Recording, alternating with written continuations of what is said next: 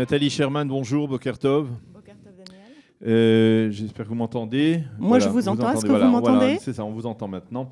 Alors, je rappelle que vous êtes directrice du département francophone de Memri, Oui. et un département qui se charge de suivre, on va dire, les médias au Proche-Orient, les médias arabes au Proche-Orient, et de voir comment ils traitent l'actualité. Alors, je peux vous dire juste deux petits mots sur Memri, tant que j'y suis, c'est quand même l'occasion de préciser ce que c'est.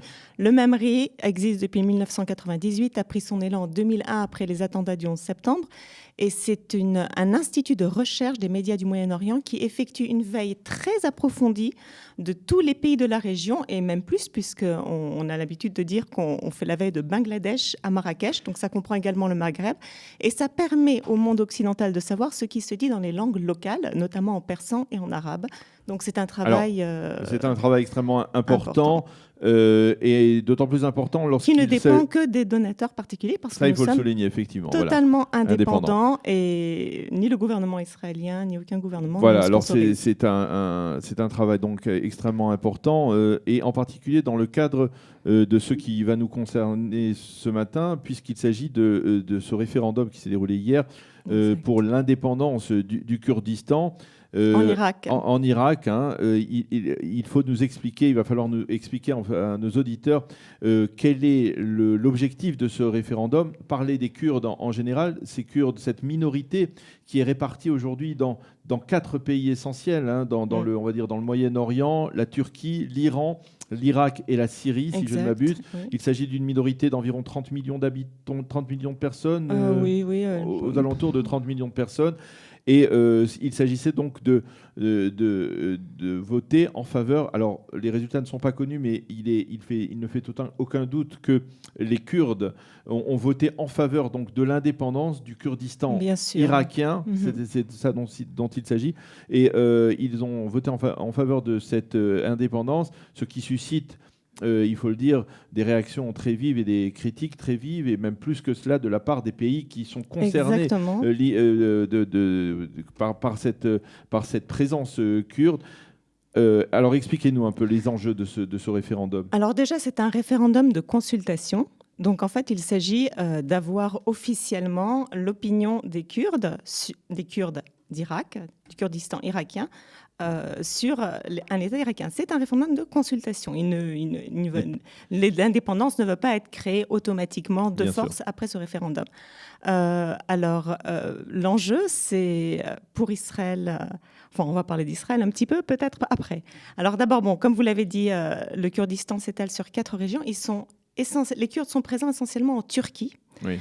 Ils sont entre 13 et 20 millions en Turquie, donc c'est énorme. Et c'est pourquoi ce référendum est extrêmement redouté par Erdogan. Il représente une sorte d'opposition à Erdogan. Bien sûr, parce qu'ils veulent l'indépendance, ils veulent leur autonomie, et ils sont totalement sans contrôle. Donc ça fait longtemps qu'il y a des mouvements rebelles en Turquie, des mouvements terroristes aussi, kurdes comme on dit. Ils cherchent leur indépendance à Turquie, et la Turquie est totalement opposée à ce référendum, au point d'avoir menacé de fermer les frontières, de cesser les passages, et même de menacer de cesser les exportations pétrolières, ce qui serait une manière d'asphyxier les Kurdes irakiens. Donc la Turquie suit de près ce qui se passe. Ils sont également très présents en Iran. Alors en Iran, l'Iran est le seul pays qui a reconnu officiellement la région du Kurdistan, mais ni indépendance ni autonomie. Les mots sont précis dans ces cas-là.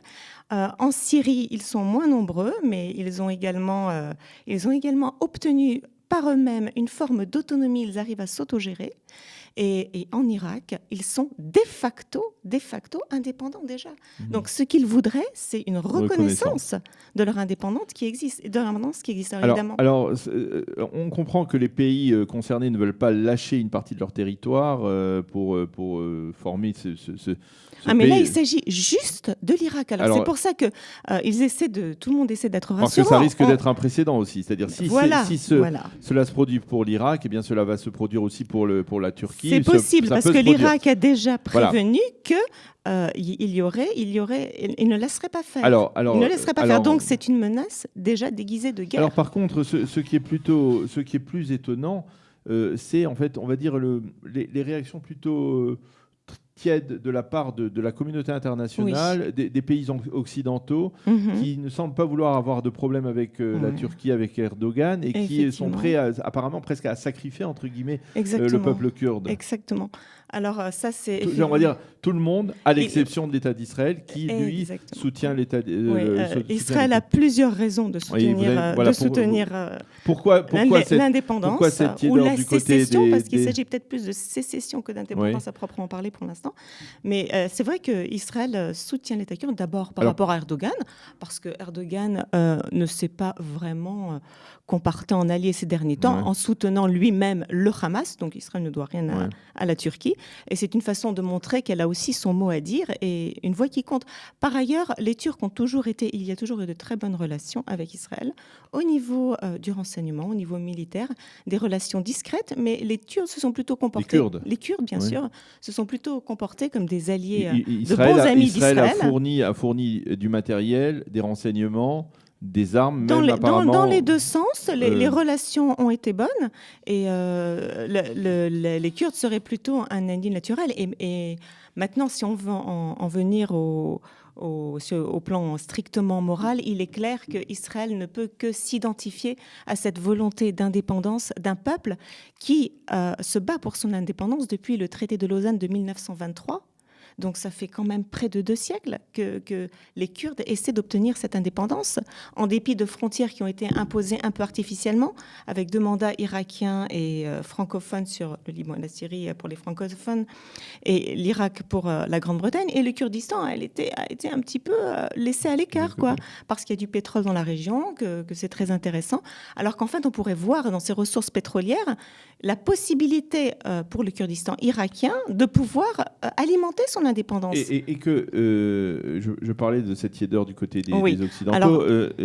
Elle s'explique d'autant plus difficilement que les Kurdes, au cours des dernières années, ont combattu Daesh en particulier sur les différents terrains, que ce soit en Turquie ou que ce soit en Irak ou en Syrie. Exactement, ils ont été un allié pour les Occidentaux et ils ont été pour les chrétiens de la région une terre d'accueil en quelque sorte, un refuge, parce que c'est quand même la région la plus calme, le Kurdistan est la région la plus calme dans cette zone de guerre, et les chrétiens qui ont été persécutés par Daesh ont pu ont pu trouver refuge chez les Kurdes, parce que les Kurdes, en fait, s'ils sont majoritairement sunnites, à 80%, se définissent eux-mêmes plutôt par leur langue et leur culture. Il y a également des alévis chiites, des chrétiens parmi les Kurdes, mais leur identité, elle n'est pas religieuse, ce qui est quand même intéressant dans la région, parce que ça serait un président laïque. Et effectivement, alors les puissances occidentales ne sont pas très solidaires, parce que finalement, ça les intéresse moyennement, un État kurde.